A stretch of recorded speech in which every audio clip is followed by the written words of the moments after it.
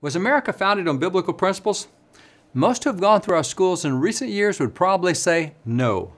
But in previous generations, the answer was quite different, including especially among our national leaders. For example, President Andrew Jackson openly declared that the Bible, is the rock on which our republic rests. And President Zachary Taylor avowed that the Bible is indispensable to the safety and permanence of our institutions. President Teddy Roosevelt likewise declared, "The teachings of the Bible are so interwoven and entwined with our whole civic and social life that it would be literally, I do not mean figuratively, I mean literally impossible for us to figure to ourselves what that life would be if these teachings were removed." And President Harry Truman reminded Americans that the fundamental basis of this nation's law was given to Moses on the Mount. The fundamental basis of our Bill of Rights comes from the teachings which we get from Exodus and St. Matthew, from Isaiah and St. Paul. And President Franklin Roosevelt declared that we cannot read the history of our rise and development as a nation without reckoning with the place the Bible has occupied in shaping the advances of the Republic. Of course, today, we certainly can read about American history and know absolutely nothing about the influence of the Bible in shaping our nation. Why is this? It's because of the way we now teach history. For example, look at this old lithograph. Now, this particular drawing is nearly 200 years old. These are the founding fathers who are largely responsible for our national birth certificate for the Declaration of Independence. I speak at law schools and universities across the country, addressing some of the nation's brightest and best students. I often show a slide of this drawing to them, and then I ask them, who do you recognize here? Call them a name. They all get Jefferson, they all get Franklin, and that's where it stops. I said, no, wait a minute. 56 guys signed the Declaration. You've given me 2. Give me some others. They don't know. I said, well, let me help you. Let me just take you across the front row. Right here, you have Benjamin Harrison. Right here, you have Richard Henry Lee. Beside him is Sam Adams. That's George Clinton. This man looking backwards is Charles Carroll. This man on the front row, that's Robert Morris. Beside him is Benjamin Rush. The man leaning on his elbow is Elbridge Gerry. Beside him is Robert Treat Paine. And I can just keep going through the others, and they say, who? We don't recognize those names. Isn't it interesting we've all been trained to recognize the 2 least religious founding fathers? We can recognize them, and we're told all the other founders are just like them. Really? How about this man?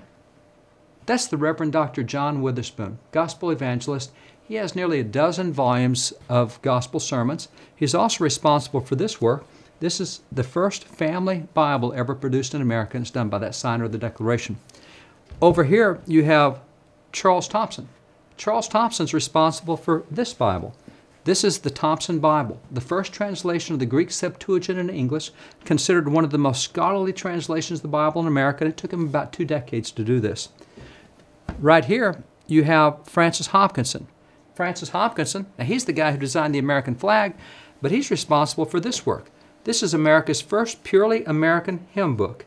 He set the entire book of Psalms to music so that we could sing the Psalms like David has sung the Psalms thousands of years earlier.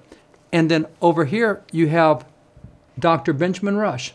Dr. Benjamin Rush started the Sunday school movement in America.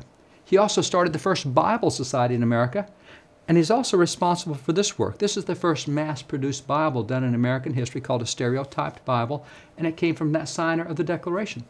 And then you have folks like right here, you have Sam Adams. Sam Adams gave us prayer proclamations like this one.